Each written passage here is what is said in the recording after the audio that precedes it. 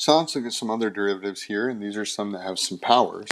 And I'm going to bring back the definition of the limit, so I'm going to use it here. I'm going to say that f prime of x equals the limit as h approaches 0 of, I'm just going to plug it right in here. I think we all know it now. So it's going to be x plus h squared, and then this is going to be minus x squared all over h. And so I'm just going to keep going here, and I'm going to simplify, so I need to square this out, where I get x squared plus 2xh plus h squared minus x squared. This is all over h. Hopefully you see here that the x squareds are going to cancel out. And I'm left with something, two terms that have h in it. There's one h and then there's two h's. So what I'm going to do is I'm going to cancel out one of them here from each term. So I'm left with just 2x plus h.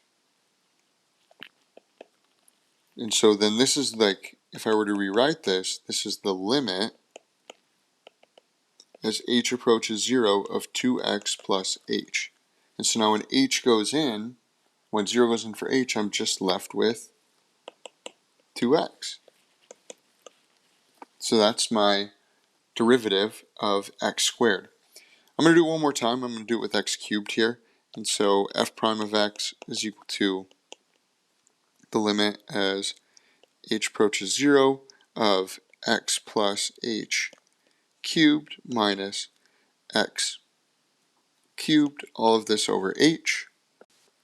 So if you go ahead and you use the form of something cubed, you're going to get the limit as h approaches 0 of x cubed plus 3x squared times h plus 3xh squared plus, well in this scenario, plus h cubed, and then it's all minus x cubed. Remember, this is all over h.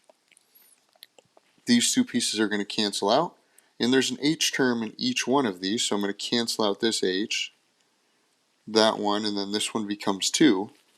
Well, as the limit of h approaches 0, this is going to become 0, and this is going to become 0, so all I'm left with is 3x squared. So the f prime of x is equal to 3x squared.